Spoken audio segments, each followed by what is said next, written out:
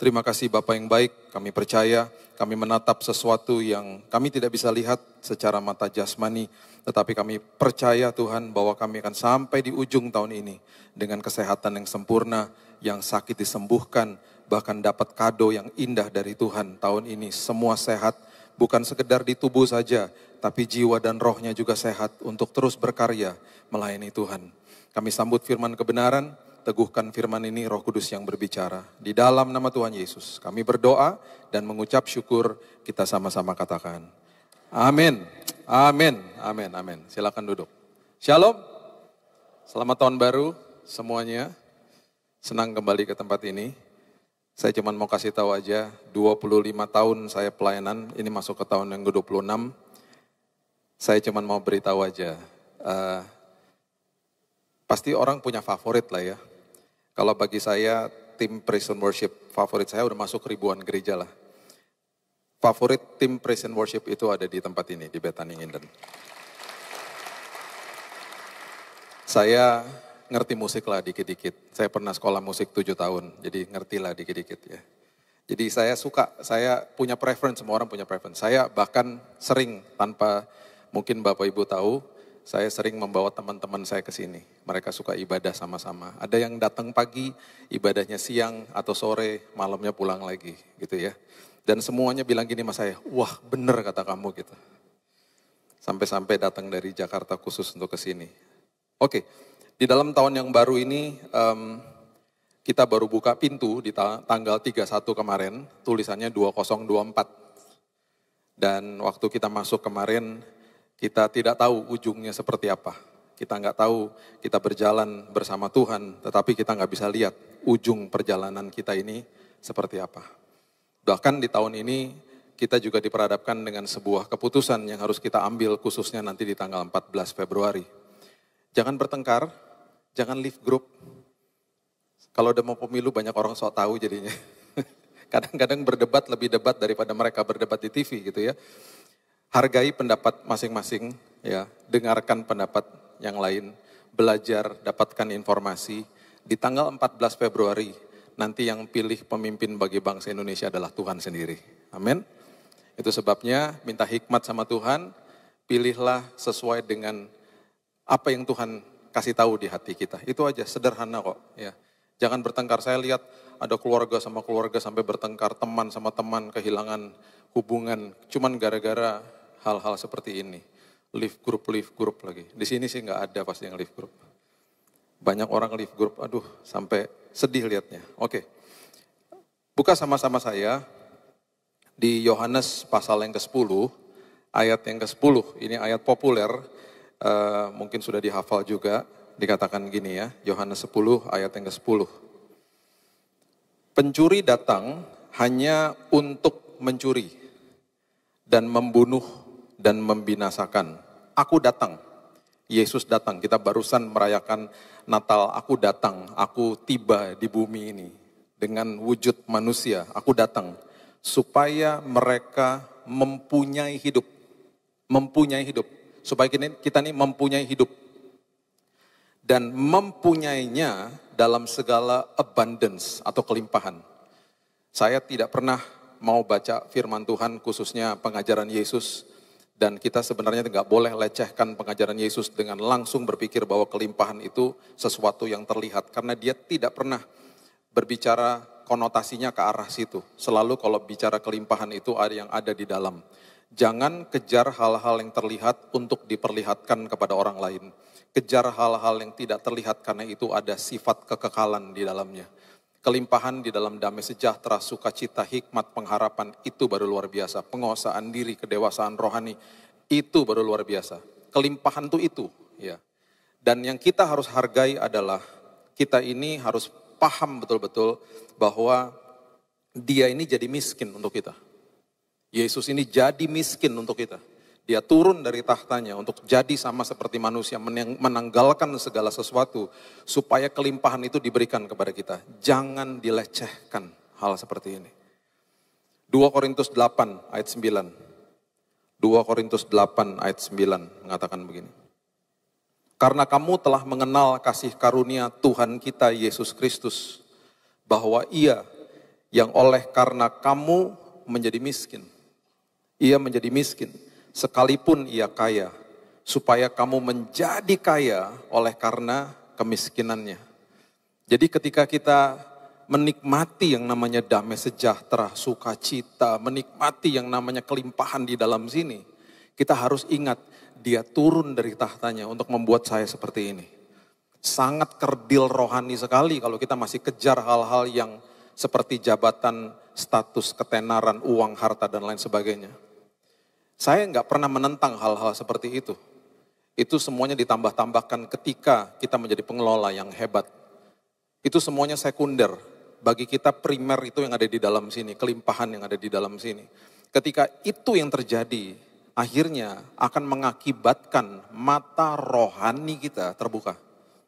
Saya ulang, semua yang kita terima dari Tuhan, kelimpahan di dalam sini akan membuat mata rohani kita terbuka. Dan itu yang kita butuhkan di tahun ini khususnya.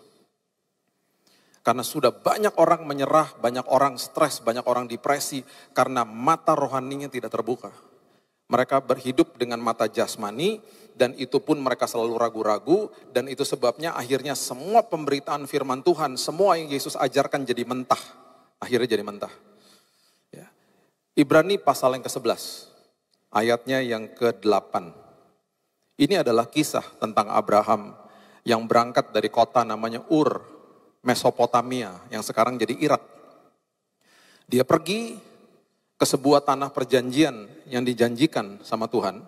Di situ nanti cikal bakal bangsa Israel akan timbul dan muncul karena seseorang yang melakukan perjalanan ini. Dan Alkitab dengan jelas mengatakan Ibrani 11 ayat 8, karena iman Abraham taat. Karena iman Abraham taat.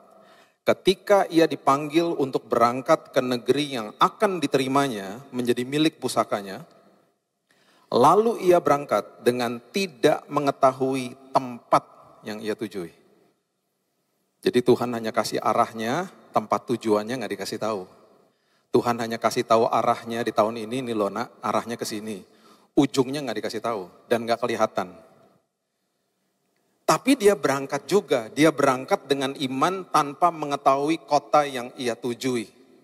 Dan bahkan di ayat 9 dikatakan, karena iman ia diam di tanah yang dijanjikan itu, seolah-olah di suatu tanah asing. Dan di situ ia tinggal di kemah dengan Ishak dan Yakub yang turut menjadi ahli waris janji yang satu itu. Dan bahkan kalau kita baca di perjanjian lama, Abraham ini dikatakan sebagai stranger in the land. Dia dikatakan bahwa dia adalah pendatang dan orang asing. Dan bahkan waktu dia mau menguburkan istrinya Sarah di Hebron, dia minta izin kepada orang Het, orang lokal. Izin ya guys, izin ya. Dan bahkan kalau kita belajar ceritanya dia nggak pernah tinggal di dalam kota di mana Tuhan akhirnya tunjukkan dia tinggal di tenda di luar. Karena dia menganggap dirinya adalah pendatang dan orang asing.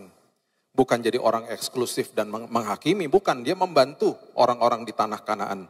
Dia membantu mereka, dia ikut berserta dengan mereka. Dia berteman dengan mereka, punya hubungan yang sangat baik. Tetapi dia pendatang. Nanti satu hari kita bahas firman Tuhan tentang arti daripada sebuah utusan atau seorang utusan. Yang adalah kita semua di tempat ini. Kita ini bahasa Inggrisnya deployed, bukan employed. Deployed by the kingdom. Kita dikirim sama kerajaan. Itu sebabnya di Korintus dikatakan kita adalah the ambassador of Christ. Kita adalah utusan kerajaan sorga yang ada di muka bumi. Itu sebabnya Yesus katakan, walaupun kita ada di sini, kita bukan berasal dari sini. Itu sebabnya ketika kita makin mengerti ini, kita makin paham. Walaupun hal-hal buruk terjadi di dalam dunia ini, ya memang karena dunianya sudah jatuh. Saya bukan berasal dari sini. Nanti satu hari saya akan dipanggil pulang ke markas besar, ke negara kerajaan tempat asal saya. Semuanya gitu, jadi kita ngerti selama saya di sini, tugas saya adalah menularkan budaya kerajaan sorga. Dengan semua kreativitas, talenta, kepribadian, dan semua karunia yang Tuhan sudah tetapkan dalam hidup saya. Jadi akhirnya paham, makin ngerti, makin merdeka hidupnya. Nah ini pelan-pelan mulai Tuhan ajarkan Dan waktu akhirnya Yesus hadir pun ada sebuah kisah yang sangat indah. Saya nggak punya waktu untuk bahas itu. Ada sebuah kisah yang sangat hebat. Yang dari arah-arahnya juga mirip-mirip dengan Abraham. Yaitu di arah-arah di situ ya, Irak, Iran yang sekarang itu datanglah orang-orang Majus. Dan orang Majus waktu mereka sampai ke Yerusalem, mereka tidak pernah tahu bahwa Yesus itu lahir di Bethlehem. Sampai mereka dikonfirmasi oleh Raja Herodes lewat para ahli Taurat yang membuka gulungan kitab-kitab nabi. Jadi bisa bayangkan mereka berangkat dari timur Yerusalem menuju ke Yerusalem. Sampai di sana mereka itu betul-betul tidak tahu, mereka mengandalkan sebuah tempat itu atau kerajaan Herodes itu untuk bertanya sama dia, di manakah raja yang baru lahir itu? Dan kira-kira mereka traveling itu sampai 2000 kilo. Nggak ada yang namanya kereta cepat, jalan tol, pesawat terbang, nggak ada. Mereka traveling 2000 kilo pakai onta, keledai sama kuda. Dan ada kemungkinan besar kalau secara konvensional mereka berjalan itu bisa sampai 1-2 bulan jalannya. Dan bayangkan mereka selama perjalanan sama seperti Abraham, gak tahu ujungnya seperti apa. Mereka berjalan dengan iman, mereka berjalan dengan mata rohani. Bisa bayangkan stafnya mereka nanya sama mereka. Dan ingat kalau kita belajar sejarahnya dan kita baca Alkitab dengan benar, orang Majus gak pernah disebutnya 3. Hadiahnya 3. Orang Majusnya gak pernah disebut 3. Kalau kita mau bilang mereka 3, oke, sah-sah saja. Kalau kita mau bilang 3, kita harus belajar juga sejarahnya waktu saat itu kerajaan-kerajaan kalau traveling satu raja atau satu orang Majus itu bisa 40 orang di dalam rombongannya. Itu sebabnya beberapa tahun yang lalu waktu saya kasih tahu pengertian ini kepada seorang gembala sidang, pagelaran Majus dibatalkan. Dia bilang gini, Pak, satu Majus aja bajunya jahitnya udah mahal. Kalau 40 satu rombongan berarti kalau 3 Majus kan 120, tekor kas gereja Pak. Bajunya kan mahal Pak, nggak jadi pagelaran Majus ditiadakan. Banyaklah kesalahan-kesalahan. Majus nggak pernah ke Palungan, Majus ke rumah, ketemu sama anak.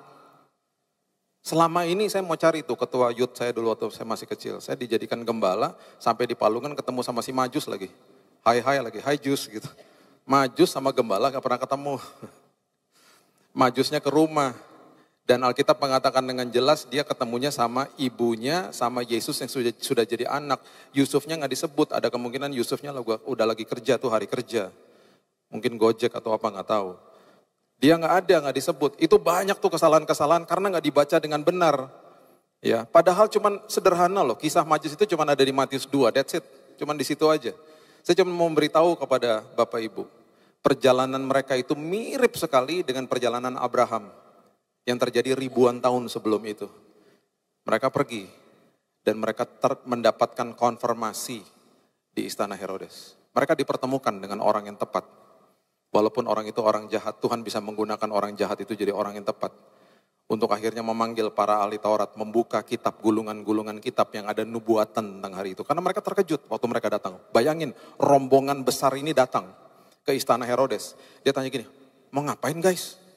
Mau cari raja yang baru lahir, bingung dia. Dia tanya sama seluruh Yerusalem, gak ada yang tahu, semua terkejut. Tuhan memberikan dia hikmat untuk panggil para ahli Taurat, untuk membuka gulungan kitab. Dan ketemu, ada di Alkitab kita, itu tertulis di Mika pasal yang kelima ayat yang kedua.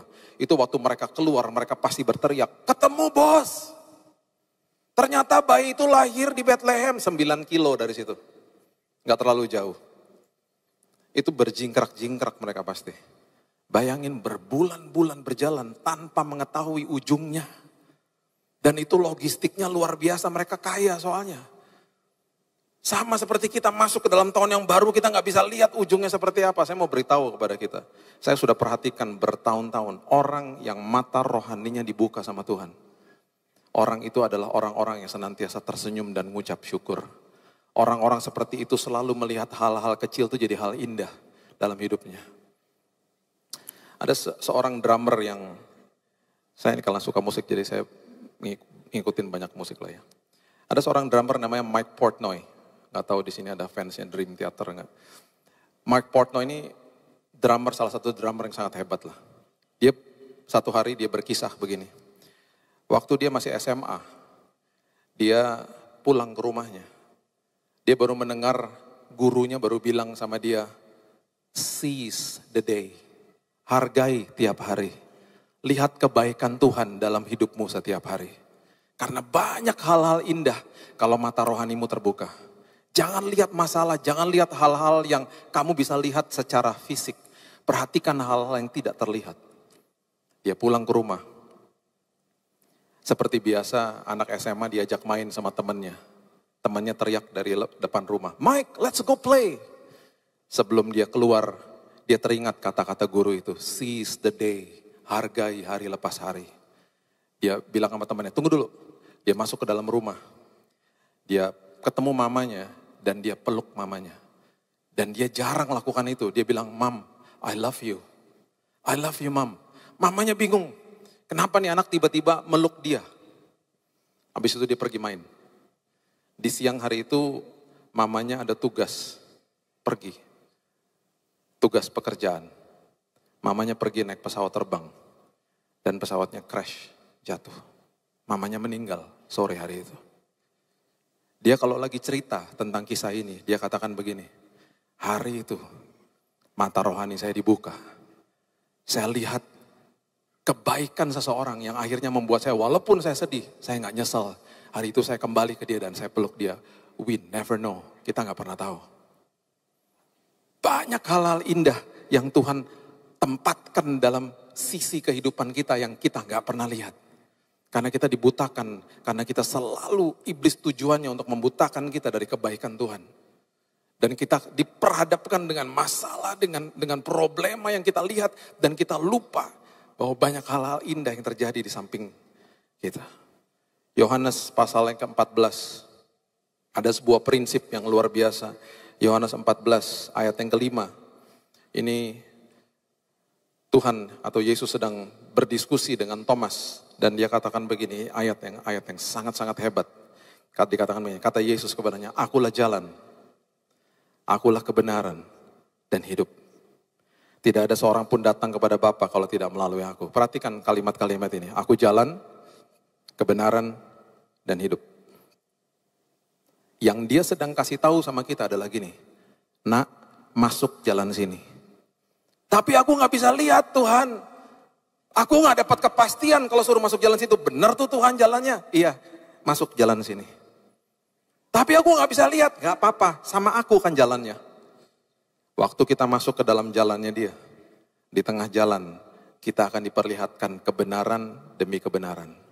Kita akan belajar kebenaran demi kebenaran. Setelah itu baru kita menikmati hidup yang berkelimpahan. Jalan, kebenaran, dan hidup. Sama dunia dibalik. Sama dunia dibalik. Dunia bilang apa? Gak mau. Itu jalan aku gak bisa lihat kok. Aku gak punya kepastian di situ kok. Aku mau hidup. Dimulai dengan hidup dulu. Aku mulai dengan hidup sesuai dengan keinginanku. Nanti di tengah jalan aku akan membenarkan caraku. Baru aku cari jalannya. Wow. Dibalik sama dunia. Dibalik sama dunia. Karena apa? Orientasinya mata jasmani. Kalau kita ikuti yang Yesus ajarkan jalan kebenaran dan hidup, itu mata rohani. Tetapi sama dunia dibalik, sama iblis dibalik, itu adalah mata jasmani, gak mau. Kalau sesuatu yang gak pasti gak mau. Saya akan hidup sesuai dengan apa yang saya inginkan. Nanti saya akan benarkan apa yang saya lakukan, baru saya cari jalannya. Sama seperti negara Amerika, berapa puluh tahun yang lalu. Kami gak mau diatur sama kebenaran firman Tuhan. Ini negara didirikan di atas firman Tuhan, kami gak mau. Kami maunya apa? Kami mau cara kami sendiri. Kami mau LGBT disahkan. Kami mau supaya aborsi disahkan. Itu keinginan daging kami. Kami mau hidup seperti itu. Akhirnya apa? Mereka membenarkan cara mereka hidup. Dengan apa? Masuk ke dalam kongres. Minta sama kongres untuk apa? Untuk mensahkan dan melegalkan semua yang mereka lakukan. Disahkan kan hari ini? Perkawinan sesama jenis di semua provinsi. Bahkan boleh mengadopsi anak. Bayangkan anak-anak besar di dalam sebuah keluarga, dua-duanya pria, dua-duanya wanita, itu diperbolehkan di sana. Makin bejat moralnya. Mereka cari hidupnya, mereka tentukan hidupnya seperti itu, mereka benarkan, baru mereka cari jalannya. Dan orang-orang seperti itu akhirnya hidupnya stres, karena nggak pernah jalan pakai mata rohani. Itu sebabnya, coba lihat ini, Yesaya 9 ayatnya yang ke-6. Bagi saya, firman Tuhan itu buat nagih bagi saya. Saya tuh kalau baca firman, nggak itu di pesawat, nggak di mana gitu ya. Saya tuh suka merinding sendiri, suka sampai hari ini masih suka sering nangis kalau baca firman. Ini beberapa minggu yang lalu Tuhan bukain ayat ini dengan korelasi yang dia katakan. Dia bilang ini, Bill, baca ini Bill. Udah gitu nanti kamu lihat nih apa yang terjadi. Coba lihat ini. Yesaya, itu bagi saya adalah Injil di perjanjian lama. Apalagi Yesaya 53, waduh itu... Kalau kita baca tentang Christmas ya misalnya, kita kan hanya terpaku misalnya Matius sama Lukas saja, karena cuma 2 kitab itu yang menjelaskan tentang kelahiran Yesus.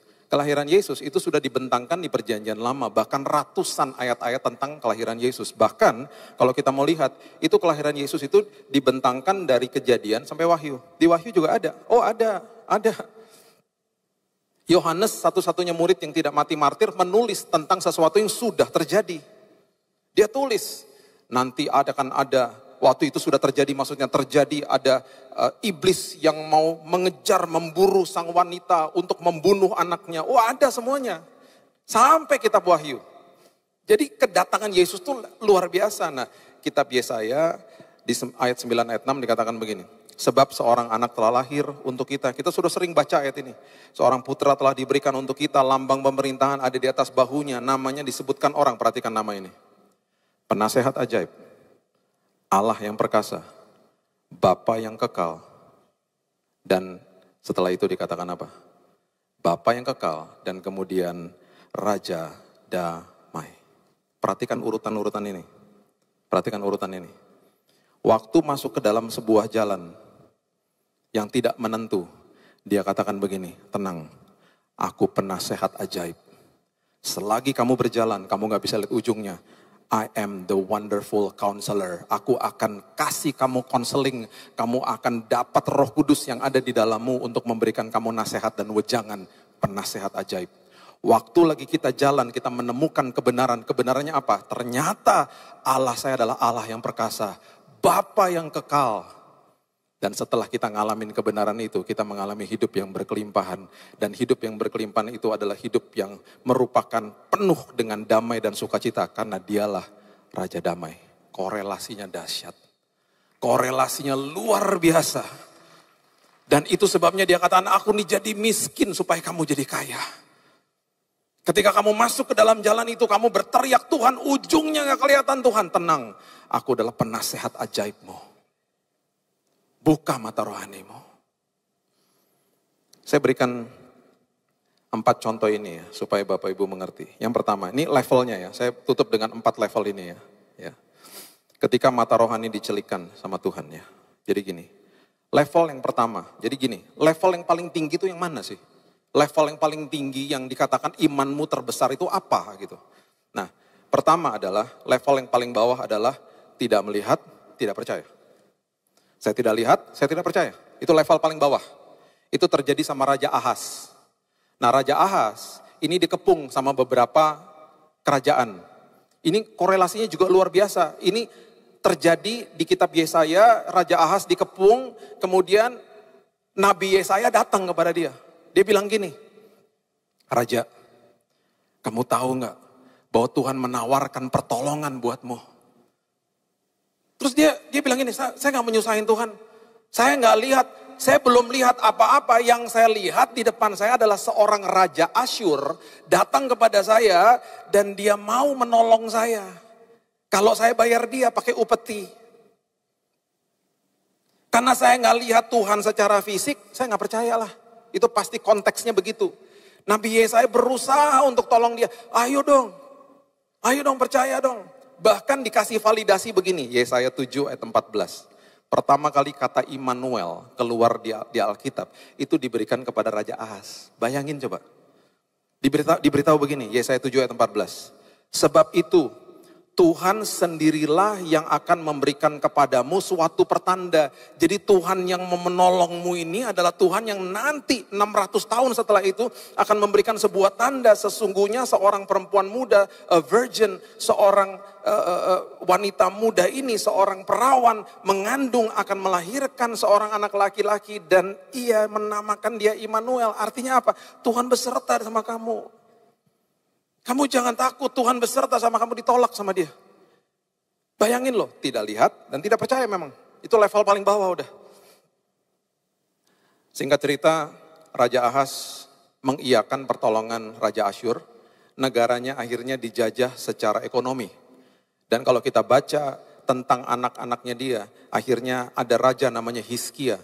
Dikepung sama tentara Asyur akhirnya. 185 tentara Asyur itu ngepung dia. Walaupun memang ditumpas sama Tuhan, ditolong. Itu karena negaranya mau diambil. Ini kerajaan Yehuda, ibu kotanya Yerusalem. Ini level paling bawah. Bayangkan, kata Immanuel itu keluar kepada orang seperti ini. Mau ditolong Tuhan gak mau. Saya gak lihat, saya mau yang pasti-pasti aja. Sesuai dengan mata jasmani. Pastinya begitu, pastinya manusia. Level berikutnya. Udah lihat, tapi tetap gak percaya. Tadi nggak lihat, nggak percaya, ya udahlah itu manusia pada lazimnya begitulah. Sekarang udah lihat, tapi tetap nggak percaya. Banyak orang begitu. Udah lihat, udah tahu ada kesaksian hidup yang luar biasa, nggak percaya. Tetap nggak percaya. Perhatikan Matius 28, ayat 2 sampai ayat 4. Matius 28 ayat 2 sampai ayat yang keempat. Yesus bangkit dari kuburnya. Maka terjadilah gempa bumi yang hebat sebab seorang malaikat Tuhan turun dari langit dan datang ke batu itu dan menggulingkannya lalu duduk di atasnya. Wajahnya bagaikan kilat dan pakaiannya putih bagaikan salju. Dan penjaga-penjaga itu gentar ketakutan dan menjadi seperti orang-orang mati. Menyaksikan prosesi ketika Yesus bangkit. Dilaporkan ke mahkamah agama. Ini bukan hoax, ini kabar betul, kabar benar. Matius 28 ayat 13 mencatat ini. Ketakutan dong mahkamah agamanya. Mereka membuat sebuah hoax yang lebih besar lagi, sebuah kebohongan. Ya. Kamu harus mengatakan, ini mahkamah agama katakan, bahwa murid-muridnya datang malam-malam dan mencurinya ketika kamu sedang tidur. Udah lihat, tapi gak percaya. Yesus bangkit loh. Dapat kabar nomor 1, kabar dari ring satunya, penjaganya bilang dia bangkit. Maka agama bilang, oke, kalau ini bisa menimbulkan chaos nih. Udah kita bohong aja, dan kebohongan ini Alkitab mencatat tersiar sampai hari ini. Akhirnya, mahkamah agama para ahli Taurat, ketika mata rohaninya akhirnya dibukakan sama Tuhan, bertobat sendiri akhirnya. Dicatat di Kisah Rasul pasal yang ke-6 ayat yang ke-7. Kisah Rasul pasal yang ke-6 ayat yang ke-7.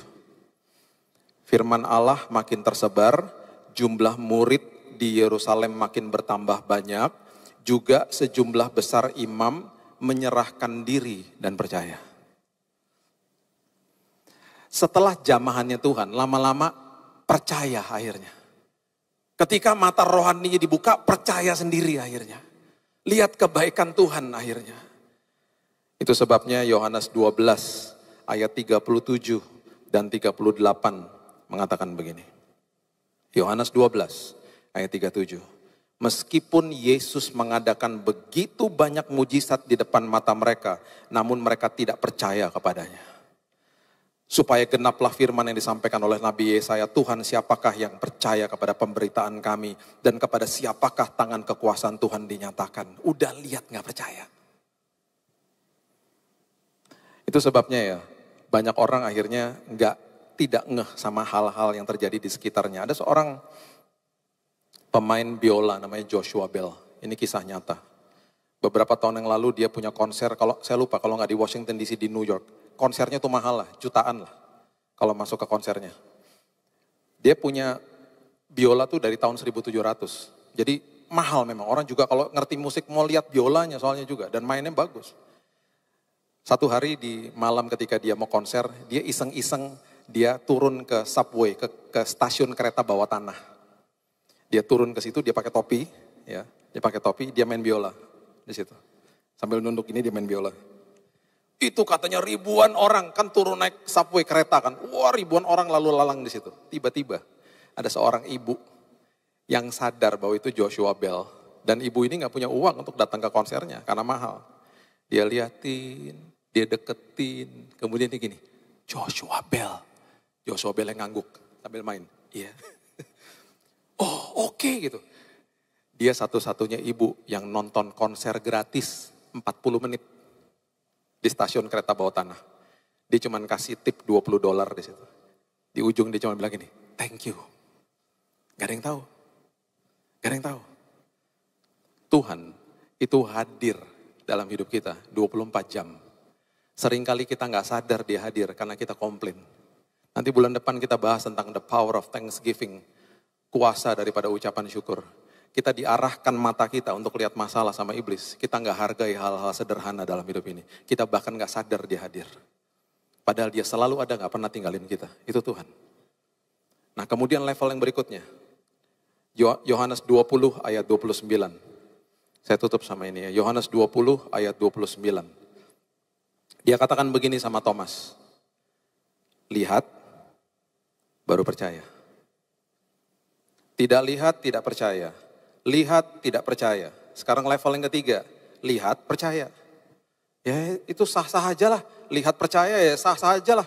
Banyak orang lihat akhirnya percaya. Makanya dia bilang gini. Karena engkau telah melihat aku udah bangkit ini. Maka engkau percaya. Ini level yang paling tinggi. Ada di ayat ini, di bagian kedua dia katakan begini. Berbahagialah.